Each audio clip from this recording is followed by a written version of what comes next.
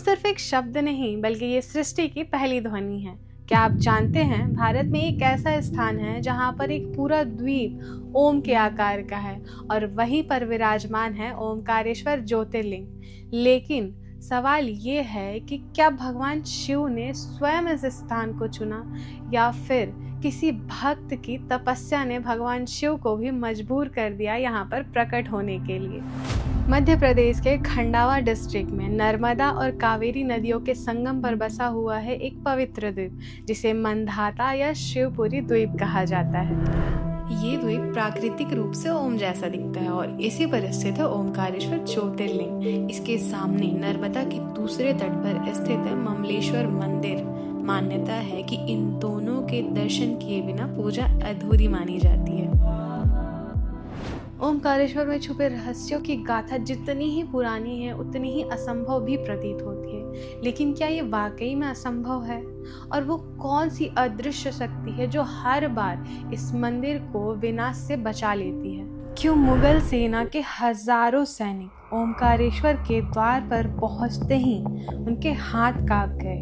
और आखिर क्यों अंग्रेज अफसरों ने इस मंदिर की गुप्त सुरंगों में उतरने की कोशिश की लेकिन कुछ दूर जाते ही वे लौट आए, जैसा कि किसी अदृश्य शक्ति ने उन्हें जाने से रोक दिया हो?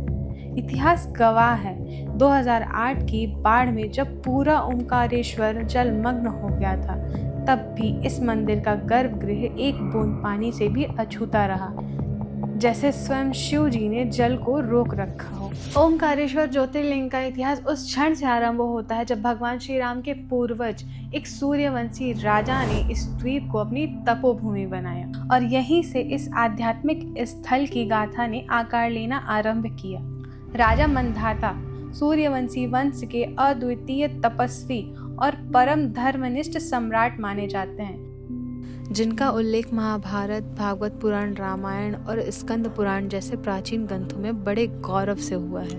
उनका जन्म एक रहस्यमय घटना से जुड़ा हुआ है। कहा जाता है कि उनके पिता राजा यूनास्य ने एक यज्ञ के दौरान अनजाने में ऋषियों द्वारा सिद्ध किए माया जल को पी लिया था और उसके बाद वे स्वयं गर्भवती हो गए थे। कालांतर में जब समय आया तो इंद्रदेव ने अपने हाथ की उंगली से अमृत टपकाया जिससे उस बालक को जीवन मिला और आगे चलकर वही बालक मंधाता के नाम से प्रसिद्ध हुआ। उन्होंने अपने अपार पराक्रम और धर्म बल से न केवल धरती बल्कि स्वर्ग और पाताल को भी अपने नियंत्रण में कर लिया और रावण भी उनके पराक्रम से भयभीत था। किंतु राज सत्ता और वैभव के शिखर तक पहुंचकर भी मंधाता ने आत्मिक शांति और मोक्ष की तलाश में सांसारिक सुखों का त्याग कर दिया और मध्य भारत के नर्मदा नदी के पवित्र तट पर आकर कठोर तपस्या में लीन हो गया। उन्होंने इस द्वीप को अपनी तपोभूमि बनाया जो आगे चलकर उन्हीं के नाम पर मंधाता द्वीप कहलाया। उन्होंने यहाँ वर्षों तक घोर तपस्या की। वे केवल नर्मदा जल पर आश्रित होकर ध्यानस्थ रहे। उनकी निष्ठा से प्रसन्न होकर स्वयं भगवान शिव प्रकट हुए। लेकिन राजा ने जो मांगा वो आपको हैरान कर देगा, क्योंकि उन्होंने शिव जी से कुछ भी नहीं मांगा तो केवल उनका निवास। राजा मंधाता बोले, प्रभु इस भूमि को कभी न छोड़िए। तब शिव ने अपनी ज्योति रूप को शिवलिंग में स्थापित कर दिया और इस प्रकार यहाँ प्रकट हुआ ओमकारेश्वर ज्योतिर्लिंग। एक कथा के अनुसार विंध्याचल पर्वत ने भी भगवान शिव की कठोर तपस्या की थी। उनसे वर मांगा कि मैं सबसे ऊंचा हो जाऊं। तब भगवान शिव ने एक शर्त रखी कि अहंकार मत करना, लेकिन धीरे धीरे उसका अहंकार बढ़ता गया। तब भगवान शिव ने ओमकारेश्वर रूप में प्रकट होकर उसे स्थिर किया। पर क्या आप जानते हैं यहाँ हर रात शयन आरती क्यों होती है और क्यों ऐसा कहा जाता है कि यहाँ पे भगवान शिव और माता पार्वती चौसर खेलते हैं? ये रहस्य आज भी लोगों को रोमांचित कर देता है। ओमकारेश्वर ज्योतिर्लिंग को लेकर कई सारी दिव्य मान्यताएं प्रचलित हैं, जो इसे केवल एक मंदिर नहीं बल्कि एक जीवित आध्यात्मिक लोक का अनुभव बनाती हैं।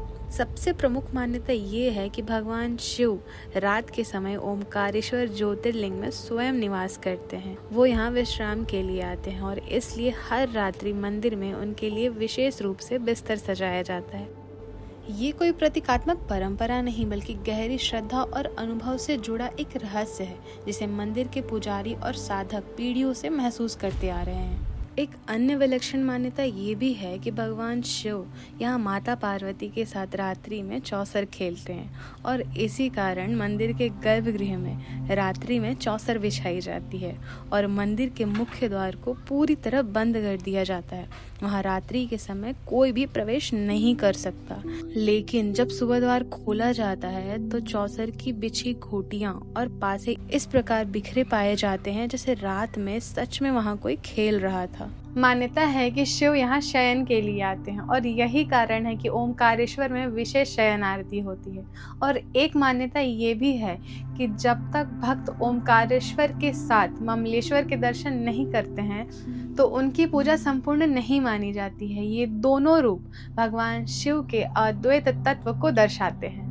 इतिहास के अनुसार मालवा के परमार राजाओं ने इसका पुनर्निर्माण करवाया और बाद में मराठा शासकों ने इसे भव्य रूप दिया, लेकिन ज्योतिर्लिंग स्वयंभू है, इसका प्राकट्य मानव से परे है। मराठों ने यहाँ शासन मिलने के बाद इसे फिर से सजाया संवारा।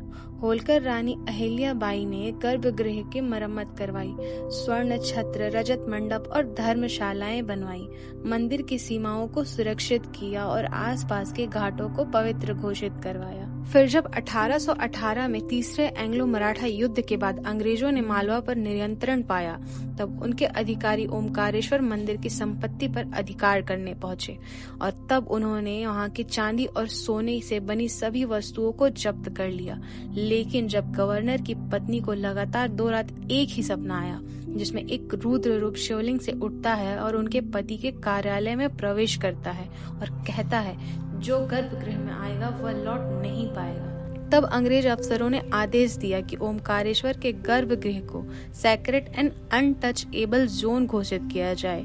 इसके बाद किसी ने शिवलिंग को छूने की कोशिश तक नहीं की। ओमकारेश्वर हमें सिखाता है कि ओम ही आरंभ है और अगर तपस्या सच्ची हो तो भगवान भी स्वयं प्रकट हो जाते हैं। सोमनाथ में शिव ने श्राप मिटाया, मल्लिका अर्जुन में पिता का प्रेम दिखाया, महाकाल में समय को ही झुका दिया, लेकिन ओमकारेश्वर में शिव ने ओम का रहस्य बताया। अगर आप भी मानते हैं कि ओम ही सृष्टि की पहली ध्वनि है तो कमेंट में लिखे ओम नमः शिवाय।